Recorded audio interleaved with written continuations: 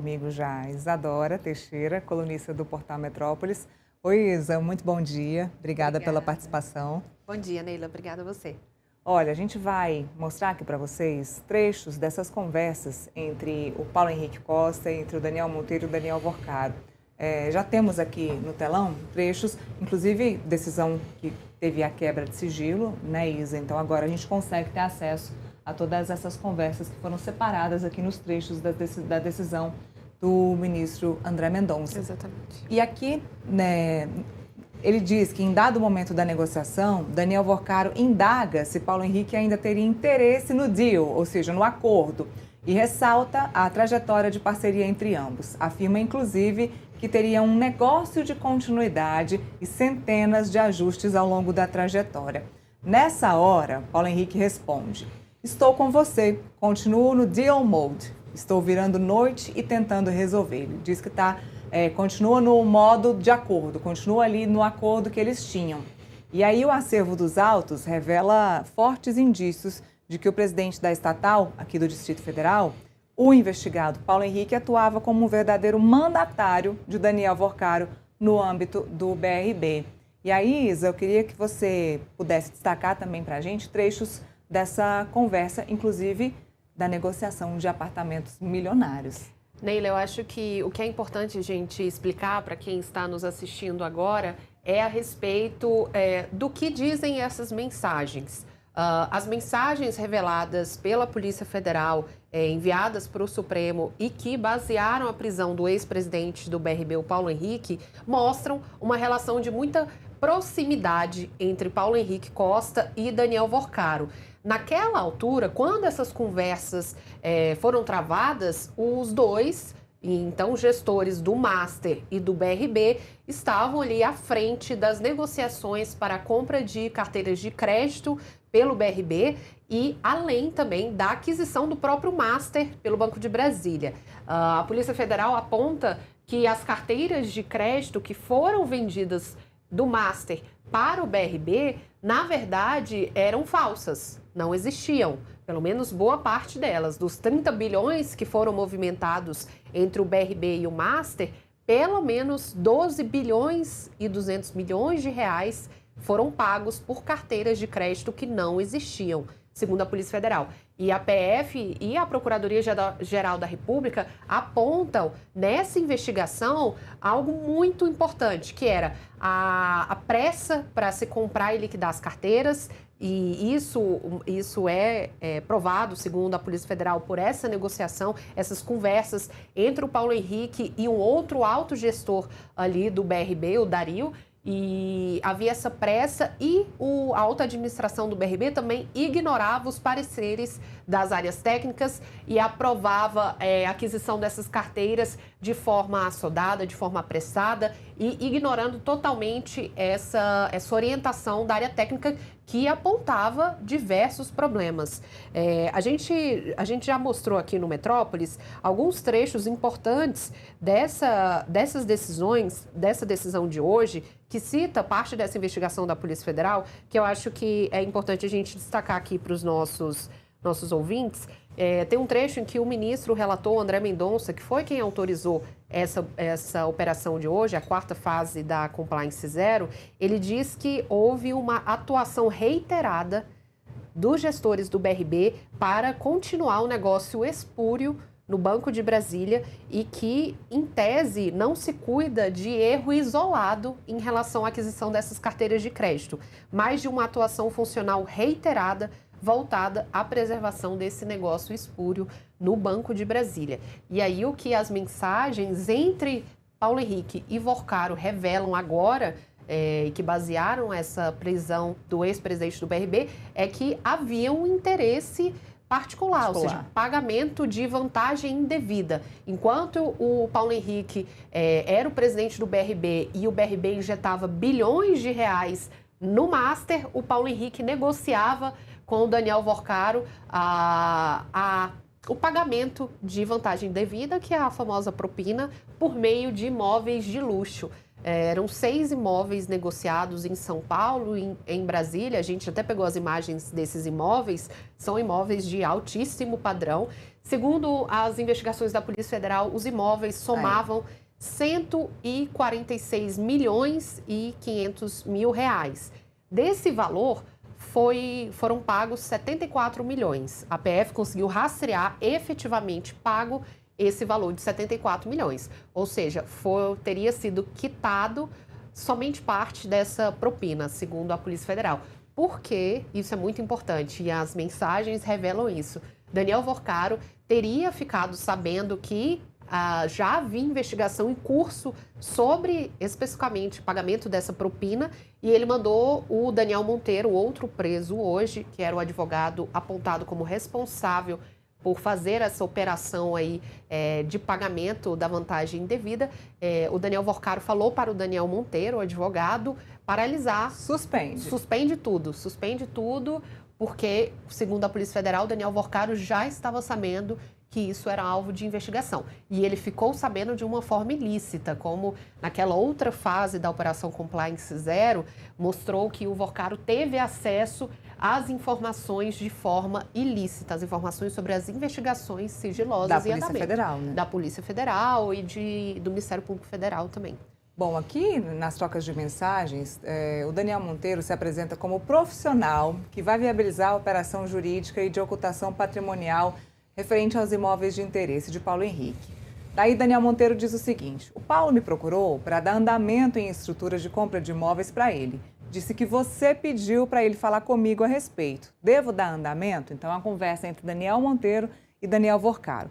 E Daniel Vorcaro diz o seguinte: eu pedi isso anteontem para dar foco nisso. Achei que já estava resolvido. E Daniel Monteiro responde: ele só me contou agora cedo. Vou pedir os dados dos imóveis a ele e faço hoje mesmo. Ou seja, que mostra claramente que Daniel Monteiro era a pessoa que articulava essa compra, venda, essa compra dos imóveis e repassar os imóveis para o Paulo Henrique Costa. Era o intermediário dessa articulação. O Daniel Monteiro, esse advogado, é um personagem importante nessa estrutura do Banco Master, né, e nessa relação com o BRB, que é o foco das investigações da Polícia Federal. Ele é um personagem importante porque ele aparece agora como o operador desse esquema de pagamento de propina para o então presidente do BRB, mas ele já havia aparecido antes em um outro braço, vamos dizer assim, desse esquema do Banco Master com o BRB. O Daniel Monteiro foi um dos personagens que comprou aquelas ações do Banco de Brasília e possibilitou que o grupo Banco Master e REAG, também investigada na Compliance Zero e na Carbono Oculto, pudesse se tornar dono de 25% do Banco de Brasília. Então, eram vários braços paralelos aí nesses negócios do Banco Master com o BRB. E o Daniel Monteiro é uma peça-chave, uma peça importante. Foi preso hoje em São Paulo. Ele aparece agora negociando aí, operacionalizando como que essa propina via imóveis chegaria até o Paulo Henrique Costa, mas ele já apareceu antes, ele aparece nessa documentação como sendo uma das pessoas que compraram essas ações do BRB e repassaram para o Daniel Vorcaro e outras pessoas ligadas ao Banco Master e à REAG. Tem uma outra parte, eu não sei se a produção separou do corte das mensagens, que mostra ainda mais a intimidade do relacionamento entre Daniel Vorcaro e o Paulo Henrique Costa, que fala como o Paulo Henrique Costa queria esses apartamentos. Ele chegou a reclamar no meio da negociação. Ele disse o seguinte: eu não queria esse apartamento, eu queria um outro apartamento, um apartamento maior. E o Daniel Vorcaro ainda brinca: quer trazer a família para São Paulo? Então tinha essa intimidade entre os dois. O Paulo Henrique Costa chegou a negociar com o Vorcaro o tipo de apartamento que ele queria. E o Daniel Vorcaro, muito benevolente, chegou a substituir e indicar para ele uma cobertura em troca desse apartamento que ele não tinha gostado. Ou seja, o Paulo Henrique Costa ainda tinha esse manejo aqui. O Daniel Vorcaro: você diz Casa Leopoldo, né? Cobertura que você foi, porque o Heritage melhor que o Laffer, não?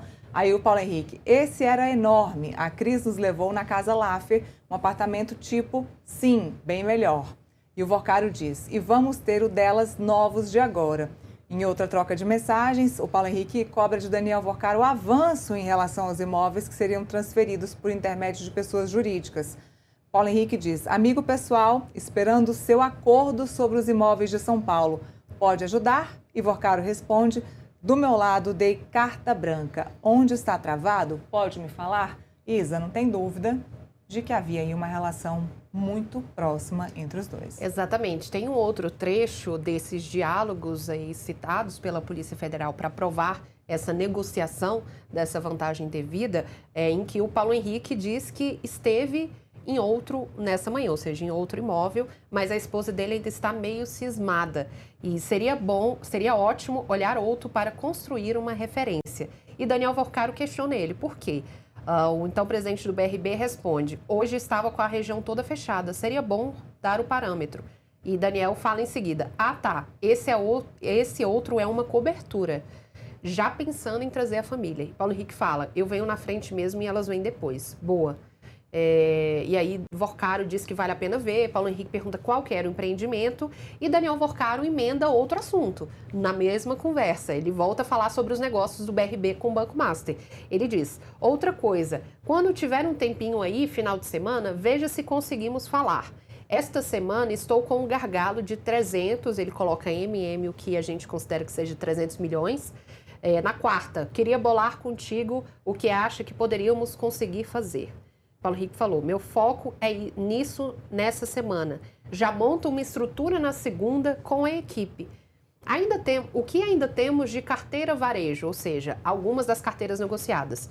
E aí equilíbrio com pessoa jurídica, com empresas. E Daniel Alvorcaro fala: vou levantar aqui com a minha turma e te volto. Então, ou seja, mais uma comprovação de que eles estavam muito próximos e negociando ao mesmo tempo a compra das carteiras de crédito do BRB, do Master pelo BRB, e em paralelo também a propina, segundo a Polícia Federal. A gente, na porta do apartamento do Paulo Henrique Costa, o advogado dele falou, não sei se a gente já passou aqui. Não, mas a gente pode falar sobre isso e depois a gente roda essa sonora. O advogado do Paulo Henrique Costa, o Dr. Kleber Lopes, disse na manhã desta quinta-feira que a prisão era desnecessária e que Paulo Henrique não cometeu nenhum crime e que iria analisar a decisão para fazer os comentários depois, né? Isa, a prisão do Paulo Henrique Costa chega mais próximo do Ibanez Rocha, que era governador aqui do Distrito Federal.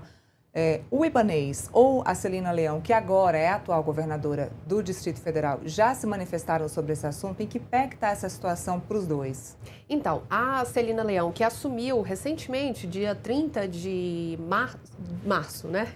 Tanta coisa acontecendo, eu já estou um pouco perdida. Dia 30 de março, a Celina Leão assumiu o governo do Distrito Federal porque Ibanez Rocha renunciou ao cargo para poder disputar uma cadeira no Senado nas eleições de outubro deste ano. A Celina, falei com ela hoje de manhã, liguei para a governadora e ela me afirmou que essa é uma questão da justiça e que a atual administração do Banco de Brasília, que tem Nelson Antônio de Souza à frente, está colaborando com as investigações da polícia. Recentemente, inclusive, o BRB concluiu a auditoria independente que foi contratada já por essa nova gestão, depois que o Paulo Henrique foi afastado do cargo, e entregou o relatório para a Polícia Federal, para o Supremo Tribunal Federal e para outros órgãos de controle.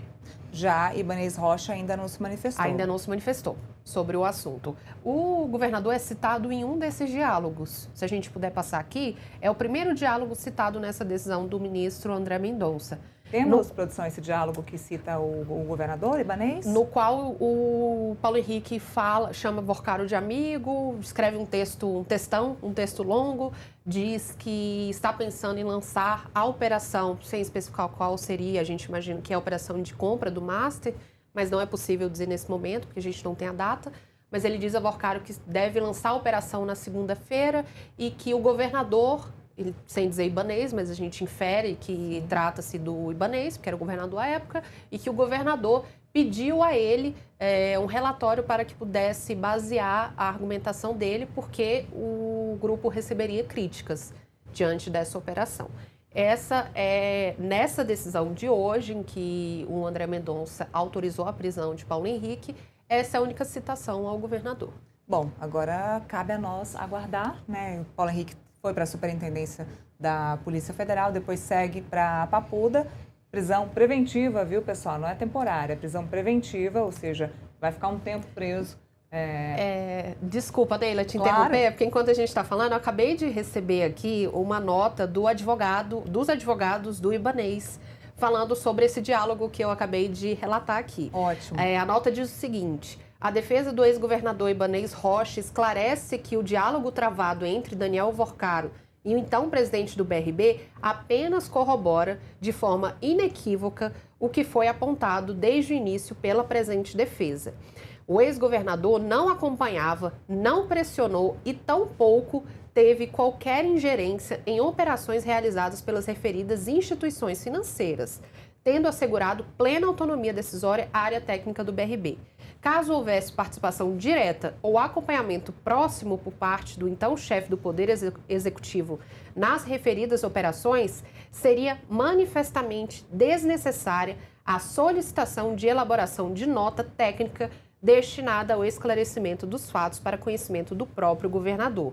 Diz aqui a nota assinada pelo Antônio Carlos de Almeida Castro, Cacai, Roberta Castro Queiroz, Marcelo Turbay, Liliane de Carvalho, Álvaro Chaves, Ananda França, todos do escritório Almeida Castro, Castro e Turbay Advogados.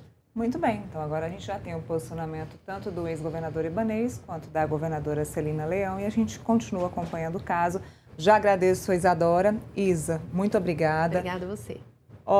Mais informações na coluna Grande Angular. Isadora está sempre atualizando a coluna, então hoje é dia de muito furo, de muita informação lá no portal metrópolis.com. Obrigada, Obrigada Isa. a você, estou sempre à disposição. Muito obrigada.